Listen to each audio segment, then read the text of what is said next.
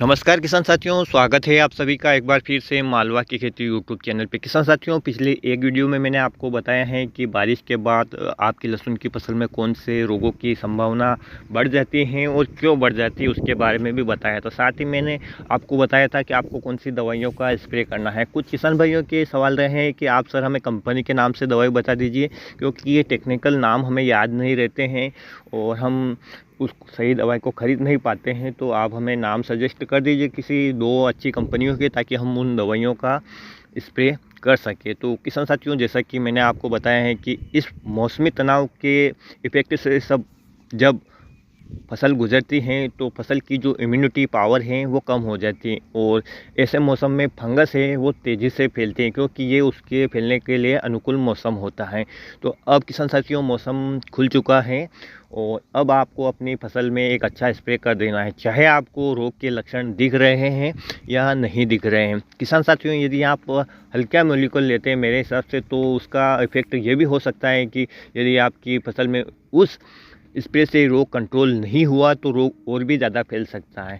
फैल इसलिए सकता है किसान साथियों कि इस मौसमी तनाव से आपकी फसल की जो रोग प्रतिरोधक क्षमता है वो काफ़ी कम हो चुकी है। इतने दिनों से इसने मौसमी तनाव झेला है, तो यदि आपने कोई हल्का सा स्प्रे किया और रोग कंट्रोल नहीं हुआ और रोग फैल गया, तो फिर उसको कंट्रोल करने के लिए फिर स्प्रे करेंगे, दूसरा स्प्रे का खर्च तो ये बढ़ जाएगा। साथ ही रोग फैल चुका है उसका नुकसान भी आपको अपनी फसल में देखने को मिलेगा। तो आप कोई अच्छा सा ही स्प्रे फर्स्ट बार में कर लीजिए, तो आपको जो रिज़ल्ट है वो सही मिले। तो किसान साथियों, सबसे पहले आपको मैं कुछ दवाइयों के नाम बता रहा हूँ और वो दवाइयाँ किसान साथियों आपकी फसल में तीनों प्रकार के रोग, चाहे आपकी फसल में स्टेम फ्लेम ब्लाइट लगा हो, चाहे आपके डाउनी मिल्ड्यू का प्रकोप है, या आपके खेत में पर्पल ब्लॉच की समस्या है, जिन्हें हिंदी में किसान साथियों आप झुलसा रोग, काली मस्सी या बैंगनी धब्बा रोग के नाम से जानते हैं, तीनों रोगों को आसानी से कंट्रोल कर लेते हैं। तो पहले टेक्निकल की बात करें किसान साथियों, तो वो है एजिस्ट्रोबिन प्लस टेबुकोनाजोल, जो कि किसान साथियों यदि कंपनी की बात करें तो आप अडामा कंपनी का जो कस्टोडिया आता है उसको ले सकते हैं।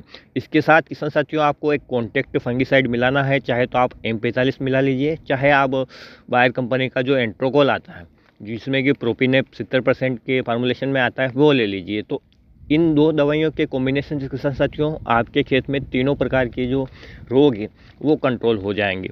यदि किसान साथियों आप कस्टोडियो का स्प्रे नहीं करना चाहते हैं या ये आपको नहीं मिलती हैं, तो आप इसकी जगह जो सिजेंटा कंपनी का एमिस्टोर टॉप आता है जिसमें कि एजिस्ट्रोबिन प्लस डाइफेकनाजोल आता है, और उसके साथ आप M45 या एंट्रोकोल दोनों में से किसी एक का स्प्रे कर सकते हैं। किसान साथियों, इन दोनों फार्मूलेशन में से आप किसी का भी स्प्रे कर सकते हैं। इनके साथ आपको एक एंटीबायोटिक ज़रूर मिला लेना है, क्योंकि इस मौसमी तनाव के बाद बैक्टीरियल डिसीज़ भी फैलने की संभावना रहती है। तो कहीं आपके खेत में कोई यदि हानिकारक बैक्टीरिया सक्रिय हुआ तो इस स्प्रे के संपर्क में आएगा तो बैक्टीरियल डिसीज़ लगने की संभावना है वो न के बराबर रहेगी। चिप को आपको अवश्य मिलाना है किसान साथियों।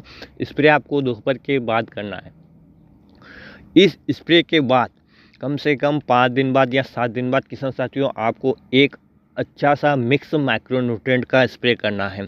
उसका स्प्रे इसलिए करना है क्योंकि आपकी फसल की जो रोग प्रतिरोधक क्षमता कम हो गई है या उसमें जो मौसमी तनाव का झटका लगा है उसकी भरपाई के लिए पौधे को भरपूर मात्रा में खुराक देना है। और खुराक यदि हम ज़मीन के माध्यम से देते हैं तो उसे लेने में काफ़ी समय लगता है, लेकिन यदि हम स्प्रे के द्वारा या पत्तियों के द्वारा देते हैं तो पौधा जल्दी से रिकवर हो जाता है। तो मिक्स माइक्रोन्यूट्रिएंट का स्प्रे आपको 5 से 7 दिन बाद करना है और केवल सिंगल रूप से करना है, क्योंकि सही रिजल्ट मिक्स माइक्रोन्यूट्रिएंट का किसी फंगिसाइड के साथ नहीं मिलता है। बिल्कुल सिंगल रूप से नहीं चिपको मिलाना है, ना ही किसी प्रकार का इंसेक्टिसाइड मिलाना है, कुछ भी नहीं मिलाना है। यदि आपके खेत में थ्रिप्स की समस्या है तो आप इन फंगिसाइड के साथ ही जो मैंने आपको अभी बताए हैं उनके साथ ही मिलाकर स्प्रे करें, लेकिन जो मिक्स माइक्रोन्यूट्रिएंट का स्प्रे है वो आपको सिंगल रूप से करना है। और कौन से मिक्स माइक्रोन्यूट्रिएंट का स्प्रे करना है?